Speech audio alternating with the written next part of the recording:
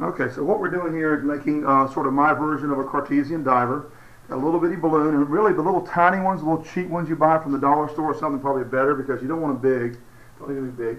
A real Cartesian diver is more of a diving bell like this, where this is filled with air. The water's down here at the bottom of the diving bell. It's the top of the water here. And so somebody can be inside of this and breathe the air, at least till the air runs out, till there's so much carbon dioxide they pass out. But what we're going to do is make a little version of the Cartesian diver that isn't really open at the bottom. We're going to tie this off. So here's the bottle we're going to make it in. Just a regular 2-liter drink bottle. We've emptied out the drink that was in there. We filled it with water. It's almost full to the top. It's probably got a little too much water. Let me pour just a little bit out, because you want it close to the top, but not right at the top to begin with. So you can see it's like got just a little bit left from the bottom, from the top. And we're going to blow this up just enough. So we've got a little bit of a balloon here. We want to be able to fit down in the neck of the bottle, and you can see that's just a little bit too big, so I'm letting it out a bit. And that ought to be about the right size there. Sometimes you got to play with it to get it right, so get a package of balloons. If you mess them up, it's okay.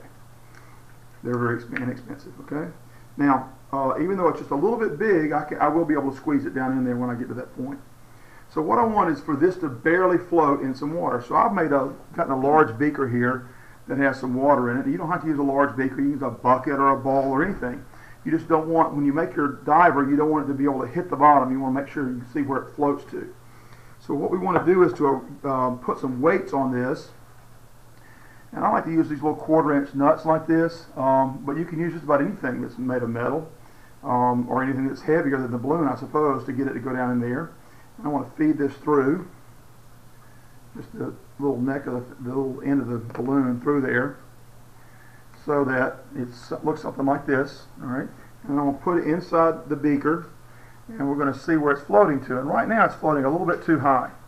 You want it to float a little lower in the water than that. So let's put another one of our, you can use washers and nuts if you want to, so you can get it to float just the way you want it to. I think probably 2 nuts will do it. That's the way that usually works out for me, but it might not be the way you need it for you. So anything you got just sort of sitting in a toolbox will probably work. Alright, so there's 2 nuts on it. We're going to drop that in the water and see where it floats to. And that's pretty close to being about where I want it to be. That's a little bit high, but I bet if I put another nut on there, it's going to be too low. So I'm going to go with that. It makes it a little bit harder to squeeze the Cartesian diver, but it won't be a big thing. So now what I need is a paper clip, okay, and I want to make a hook out of it. So here's another diver that I built earlier. You can see the hook hanging on the bottom. If I get to stop wiggling, you might see a little better. There we go. We'll make a hook to hang on the bottom of my Cartesian diver. You don't have to have the hook, not for the extra credit in my class, but it's kind of fun because you can use it then to pick up little things off the bottom. We'll get to that. So I just made it like this. It's real simple.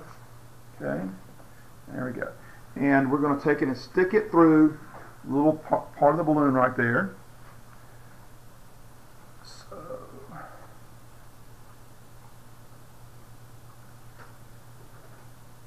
poke it through. Maybe I'll get it poked through, maybe I won't. There we go, got it poked through. Push it back in place so that what we have is just a little hook hanging on the bottom of the balloon, like this. Okay. Alright, and then we want to get this into our bottle.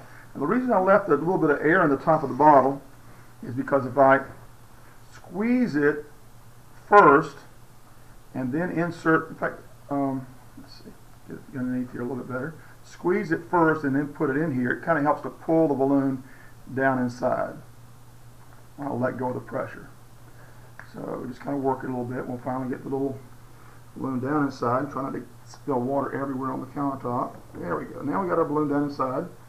Okay, so it's floating like that. Looks like a big balloon. Yeah, okay. So what I want to do now is to make sure that the Cartesian diver is completely filled with water. So I'm going to put just a little more water on the top until I come to have it right at the very top, and then I'm going to put the top on it.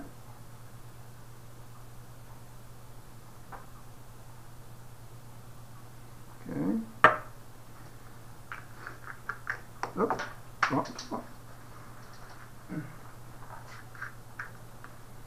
And I got it good and snug there. So you see the balloon down inside. If I squeeze this hard enough, the balloon sinks. Okay?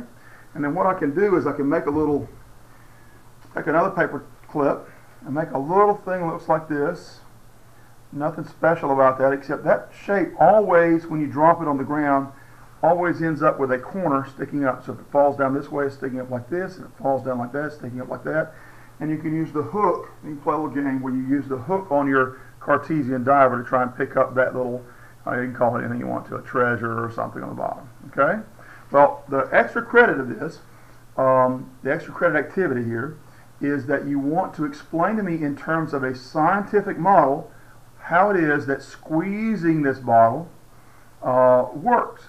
And since we're doing this in the gas laws unit, I want you to use, part of your explanation needs to explain what gas laws are involved and how they work. So it's not enough to tell me what gas law is involved.